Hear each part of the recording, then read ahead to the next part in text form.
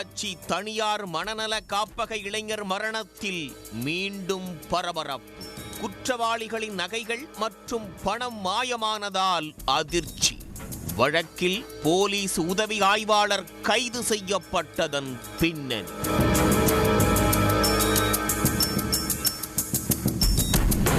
கோவை மாவட்டம் சோமனூரைச் சேர்ந்த ரவிக்குமாரின் 22 வயது மகன் வருண்காந்த் பொள்ளாச்சியில் உள்ள தனியார் காப்பகத்தில் மர்மமான முறையில் உயிரிழந்து விட்டார். வருண்காந்தை ஆழியாருக்கு சுற்றுலா அழைத்துச் சென்ற போது காணாமல் போய்விட்டதாக காப்பக நிர்வாகிகள் பெற்றோருக்கு தகவல் தெரிவித்தனர்.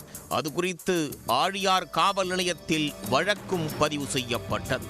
அதே நேரத்தில் வருண்காந்தை காப்பக நிர்வாகிகள் அடித்து கொன்று நாகூரில் உள்ள தோட்டத்தில் புதைத்து விட்டதாக தகவல்கள் வெளியானது.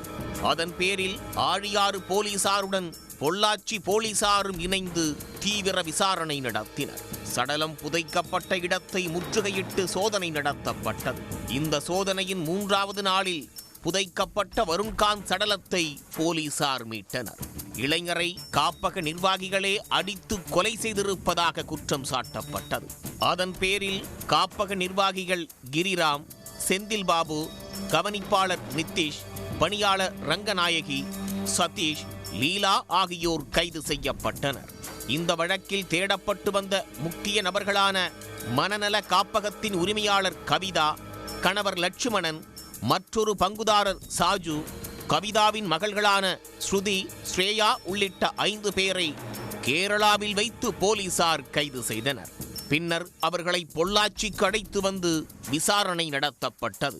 இதனிடையே குற்றவாளிகளிடம் விசாரணை மேற்கொள்ளும் தனிப்படையில் ஒருவராக மகாலிங்கபுரம் காவல் நிலைய எஸ்ஐ நவநீத கிருஷ்ணன் இருந்தார். காப்பக நிர்வாகிகளை கைது செய்த போது அவர்களிடமிருந்து பறிமுதல் செய்யப்பட்ட 18 சவர நகை மற்றும் 1,52,000 ரூபாய் ரொக்கத்தை எஸ்ஐ நவநீத கிருஷ்ணன் கணக்கில் கொண்டு வராமல் கையாடல் செய்ததாக கூறப்படுகிறது. இதுகுறித்து கைது செய்யப்பட்டவர்களின் உறவினர் ஒருவர் காவல்துறை உயர் அதிகாரிக்கு தகவல் தெரிவித்தார். இது தொடர்பாக எஸ்ஐ நவநீத கிருஷ்ணனிடம் போலீஸ் உயர் அதிகாரிகள் தீவிர விசாரணை நடத்தினர். ஆனால் அவர் தனக்கு எதுவும் தெரியாது என்பதைப் போல் பதிலளித்தார்.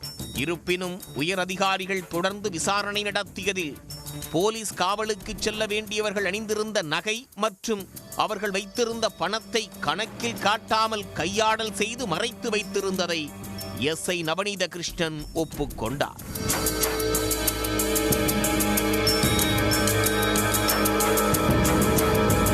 குற்றவாளிகளிடமிருந்து பறிமுதல் செய்யப்படும் நகை, பணத்தை மேலதிகாரிகள் கவனத்திற்கு கொண்டு வந்து அரசின் கருவூலத்தில் பாதுகாப்பாக வைக்கப்பட வேண்டும்.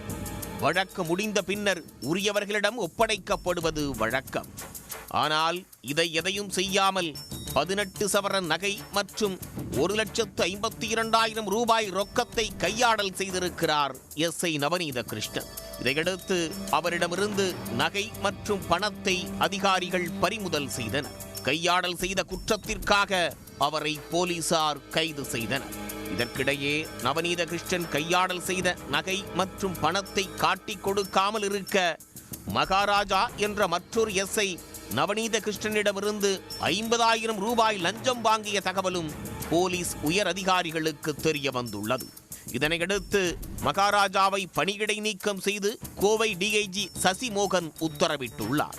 பொள்ளாச்சி தனியார் காப்பகத்தில் இளைஞர் கொன்று புதைக்கப்பட்ட வழக்கு ஏற்கனவே அதிர்ச்சியை ஏற்படுத்திய நிலையில் தற்போது குற்றவாளிகளின் நகைகள் மற்றும் பணத்தை கையாடல் செய்த காவல் உதவி ஆய்வாளர் கைது செய்யப்பட்டுள்ள சம்பவம் மேலும் பரபரப்பை ஏற்படுத்தியுள்ளது.